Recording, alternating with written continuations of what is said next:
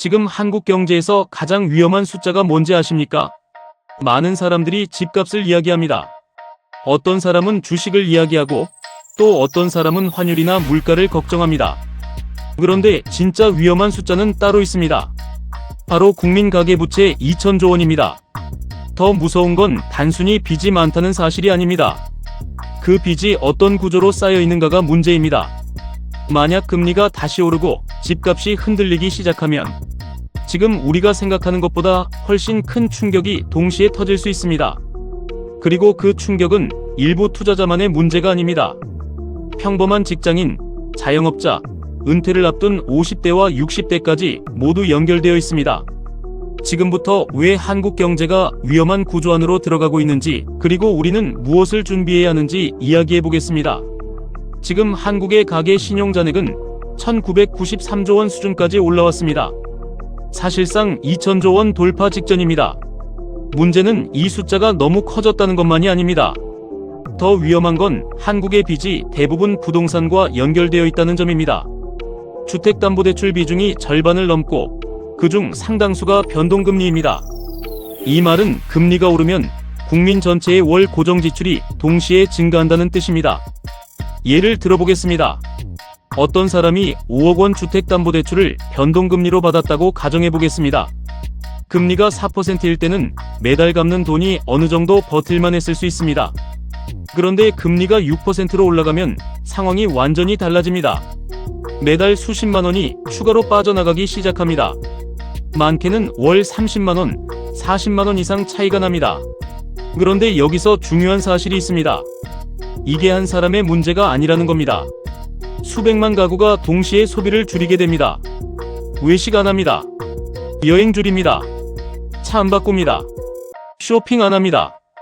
결국 자영업 매출이 무너지고 내수가 식어버립니다. 지금 한국 경제가 계속 침체 이야기를 듣는 이유 중 하나도 바로 여기 있습니다. 사람들이 돈이 없어서가 아니라 빚상원에 돈이 먼저 들어가기 때문입니다. 통장에 돈이 들어와도 내 돈처럼 느껴지지 않는 구조가 된 겁니다. 하지만 대부분 사람들은 여기서 착각합니다. 그래도 집값은 올랐잖아. 맞는 말입니다. 문제는 집값이 올라도 현금이 생긴 건 아니라는 겁니다. 집은 팔아야 돈이 됩니다. 그런데 내가 사는 집을 팔면 결국 다시 비싼 집을 사야 합니다. 결국 자산 가격은 올랐는데 생활은 더 팍팍해지는 현상이 발생합니다. 이걸 사람들이 잘 체감하지 못합니다. 통장 잔고는 늘 힘든데 자산은 올랐다고 뉴스가 나오니까 괴리감이 생기는 겁니다. 그리고 한국 경제에는 더 큰 문제가 하나 있습니다. 나라 전체 돈의 상당 부분이 생산적인 곳이 아니라 부동산으로 흘러갔다는 점입니다. 원래 돈은 기업 투자로 가야 합니다. 공장이 생기고 기술 개발이 일어나고 새로운 산업이 만들어져야 경제가 성장합니다. 그런데 한국은 오랫동안 돈이 부동산으로 몰렸습니다. 은행 입장에서는 기업 대출보다 아파트 담보대출이 훨씬 안전하기 때문입니다. 결국 기업들은 투자받기 어려워졌고 사람들은 사업보다 집값 상승에 더 집중하게 됐습니다. 이게 한국 경제 성장률이 점점 떨어지는 이유 중 하나입니다. 예전에는 열심히 일하면 경제 전체가 같이 성장했습니다. 하지만 지금은 돈이 생산보다 자산 가격으로 몰리는 구조가 강해졌습니다. 그러다 보니 젊은 세대는 점점 더 절망하게 됩니다. 월급으로는 집값을 따라갈 수 없고 결국 빚을 내서 따라가는 구조가 반복됩니다. 그런데 여기서 더 위험한 문제가 등장합니다. 바로 고령층 부채입니다. 많은 사람들이 아직 이 부분을 심각하게 보지 않습니다. 하지만 금융 시스템에서 가장 위험한 뇌관 중 하나가 바로 여기입니다. 현재 60대 이상 대출 규모는 300조 원을 훌쩍 넘었습니다. 문제는 이 연령대가 소득이 줄어드는 시기라는 점입니다. 30대, 40대는 아직 일을 합니다. 하지만 60대 이후는 은퇴가 시작됩니다. 즉, 돈을 벌 능력은 줄어드는데 빚은 그대로 남아있는 겁니다. 더 큰 문제는 상당수가 제2금융권 대출이라는 점입니다. 저축은행, 상호금융, 카드론 같은 곳입니다. 왜 이런 일이 벌어질까요? 은행 대출 규제가 강해졌기 때문입니다. 은행 문턱을 넘지 못한 사람들이 더 금리가 높은 곳으로 이동한 겁니다. 이건 굉장히 위험한 구조입니다. 소득은 줄어드는데 이자는 더 비싸집니다. 그리고 경기까지 나빠지면 연체가 시작됩니다. 만약 고령층 연체가 동시에 늘어나기 시작하면 어떤 일이 벌어질까요? 저축은행이 흔들립니다. 상호금융이 흔들립니다. 그 충격은 결국 금융 시스템 전체로 퍼질 수 있습니다.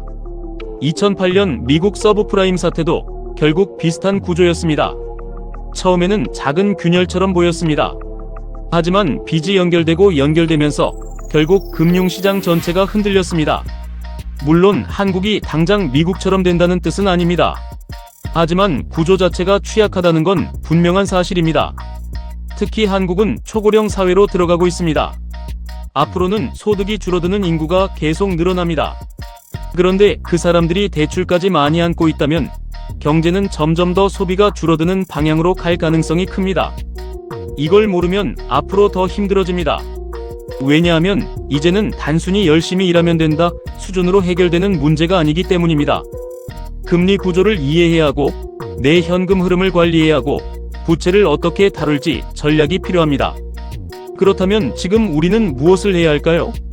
첫 번째입니다. 당장 내 대출 구조를 확인해야 합니다. 변동금리인지 고정금리인지 반드시 체크해야 합니다. 그리고 금리가 1% 오를 경우 내월 상환액이 얼마나 늘어나는지 계산해봐야 합니다.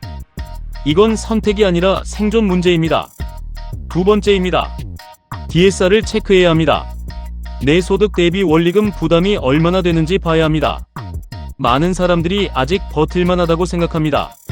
그런데 문제는 경기가 나빠질 때입니다. 연봉이 줄거나 소득이 끊기면 상황은 완전히 달라집니다. 세 번째입니다.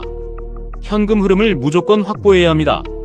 지금 시대는 자산 가격보다 현금 흐름이 중요해지고 있습니다.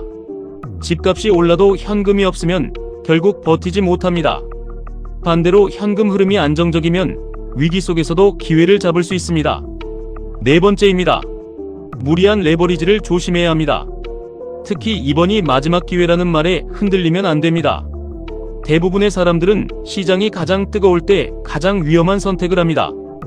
그리고 위기가 오면 가장 먼저 무너집니다. 하지만 진짜 중요한 건 공포 자체가 아닙니다. 위험을 이해하고 준비하는 사람은 위기 속에서도 살아남는다는 겁니다. 항상 큰 변화는 조용히 시작됐습니다. 사람들은 터지고 나서야 위기를 깨달았습니다. 2008년 금융위기도 그랬고 일본 부동산 버블도 그랬습니다.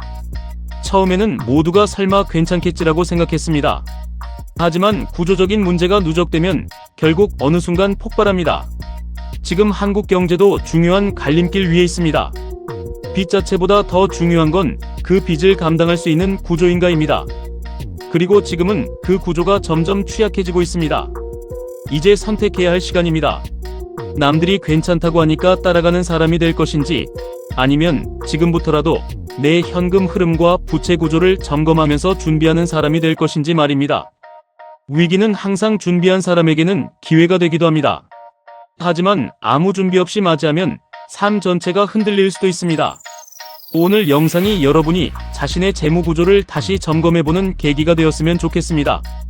여러분은 지금 한국의 가계부채 문제를 어떻게 보고 계신가요? 개인의 책임이라고 생각하시나요?